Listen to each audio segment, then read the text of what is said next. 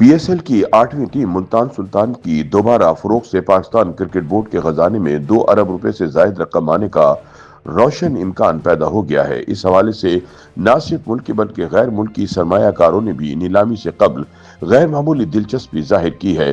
ذرائع کے مطابق کم از کم 3 پارٹیاں ایسی ہیں جو ملتان سلطان کو خریدنے کے لیے 1 ارب 25 کروڑ سے لے کر 2 ارب روپے تک سالانہ فیس دینے پر آمادہ ہیں۔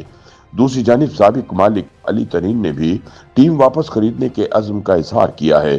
تاہم جب ماضی میں 1 ارب 35 کروڑ روپے کی ویلیویشن پر بھی وہ فرنچائز حاصل نہ کر سکے تو اب متوقع کہیں زیادہ قیمت پر ان کے لیے یہ ہدف حاصل کرنا مشکل دکھائی دیتا ہے۔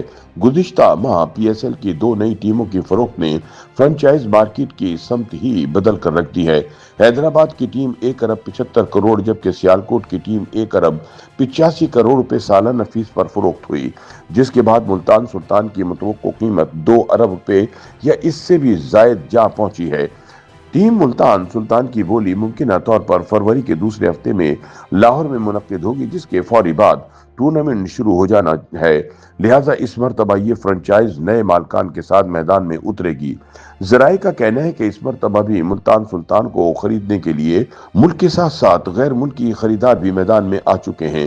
نیلامی سے قبل کم از کم 3 پارٹیاں ایسی ہیں جو 1 ارب 75 کروڑ سے 2 ارب روپے کے درمیان بولی لگانے کے لیے تیار ہیں، جس سے امکان ہے کہ ملتان سلطان پی ایس ایل کی سب سے مہنگی فرنچائز میں شامل ہو جائے گی۔ دلچسپ بات یہ ہے کہ گزشتہ 2 ٹیموں یعنی سیالکوٹ اور حیدرآباد کی فروخت کے وقت بھی نیلامی میں 2 پارٹیاں ایسی تھیں جنہوں نے 1 ارب 60 کروڑ سے 1 ارب 70 کروڑ روپے کے درمیان بولیاں لگائی تھیں۔ تاہم حتمی طور پر ٹیمیں 1 ارب 75 کروڑ اور 1 ارب 85 کروڑ روپے کی بولی دینے والوں نے حاصل کر لی تھیں، لہٰذا امکان ہے کہ ملتان سلطان کی نیلامی میں بھی ابتدائی اندازوں سے کہیں زیادہ قیمت سامنے آ سکتی ہے۔ یاد رہے کہ پی ایس ایل ٹیموں کی 10 سالہ مدت مکمل ہونے کے بعد نئی بولی کے عمل سے قبل ملتان سلطان کے سابق مالک علی ترین کی جانب سے کرکٹ بورڈ اور پی ایس ایل انتظامیہ کے خلاف باقاعدہ مہم شروع کی گئی تھی۔ ذرائع کے مطابق اس مہم کا مقصد فرنچائز کی ویلیویشن کم کروانا تھا تاکہ ٹیم نسبتاً کم قیمت پر دوبارہ حاصل کی جا سکے۔ تاہم جب ملتان سلطان کی مجوزہ سالانہ فیس 1 ارب 35 کروڑ روپے سامنے آئی تو علی ترین نے یہ رقم ادا کرنے سے دستبرداری اختیار کر لی، جسے ذرائع ان کی قوت خرید سے باہر قرار دیتے ہیں۔ اسی بنا پر 10 سالہ معاہدے کے اختتام پر ملتان سلطان کے فرنچائز معاہدے میں توسیع نہیں کی گئی۔ ابتدا میں پی سی بی نے اعلان کیا تھا کہ رواں برس پی ایس ایل کے 11ویں ایڈیشن میں ملتان سلطان کے معاملات خود چلائے جائیں گے، تاہم 2 نئی ٹیموں کی غیر معمولی قیمت پر فروخت کے بعد بورڈ نے اپنا فیصلہ تبدیل کرتے ہوئے ملتان سلطان کو بھی نیلامی میں پیش کرنے کا حتمی فیصلہ کیا ہے۔ نیلامی کا عمل اور ٹیکنیکل بڈز پی سی بی کی جانب سے ملتان سلطان کی فروخت کے لیے باضابطہ اشتہار جاری کیا جا چکا ہے۔ ذرائع کے مطابق نیلامی میں دلچسپی توقعات سے کہیں زیادہ ہے اور کئی بڑی کمپنیاں مالی بولی کے مرحلے تک پہنچنے کے لیے تیار ہیں۔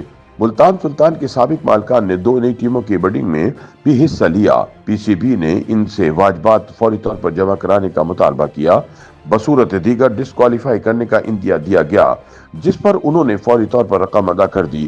اس دوران سابق مالکان بشمول علی ترین کی جانب سے یہ سوال بھی اٹھایا گیا کہ آیا وہ دیے گئے ناموں کے علاوہ کسی اور نام سے ٹیم خرید سکتے ہیں۔ پی سی بی نے واضح کیا کہ $1 ملین فیس ادا کرنے اور بورڈ کی منظوری کے بعد ایسا ممکن ہو سکتا ہے۔ تاہم حیران کن طور پر بڈنگ سے چند منٹ قبل ہی موصوف نے نیلامی سے دستبرداری اختیار کر لی۔ ذرائع کا کہنا ہے کہ بعد ازاں علی ترین نے پی C B chairman Mohsin Naqvi سے ملاقات کرتے ہوئے مطالبہ کیا کہ ویلیویشن کے بعد سامنے آنے والی 1 ارب 35 کروڑ روپے سالانہ فیس پر ٹیم انہیں واپس دے دی جائے، کیونکہ ان کے بقول یہ ٹیم ان کی تھی اور وہ اس پر حق رکھتے ہیں۔ تاہم چیئرمین پی سی بی نے واضح موقف اختیار کیا کہ فرنچائز کی ملکیت ختم ہو چکی ہے اور اب ٹیم صرف اوپن نیلامی کے ذریعے ہی حاصل کی جا سکتی ہے۔ اس جواب پر سابق مالک ناراض ہو گئے اور بعد ازاں سوشل میڈیا پر ایک طنزیہ ٹویٹ کر دی، جس میں انہوں نے موقف اختیار کیا کہ بھلا ان کی بیوی کا دوسرا نکاح کیسے پڑھایا جا سکتا ہے۔ YouTube पर गूगली न्यूज देखने के लिए youtube.com की सर्च बार में गूगली न्यूज टीवी टाइप करें। गूगली न्यूज के पेज पर सुर्ख रंग के सब्सक्रिप्शन वाले बटन पर क्लिक करना ना भूलिए। YouTube पेज पर अपलोड होने वाली वीडियो से बाखबर रहने के लिए बेल आइकन पर क्लिक कीजिए। आपको हर नई वीडियो के बारे में नोटिफिकेशन मौसूल हो जाएगा।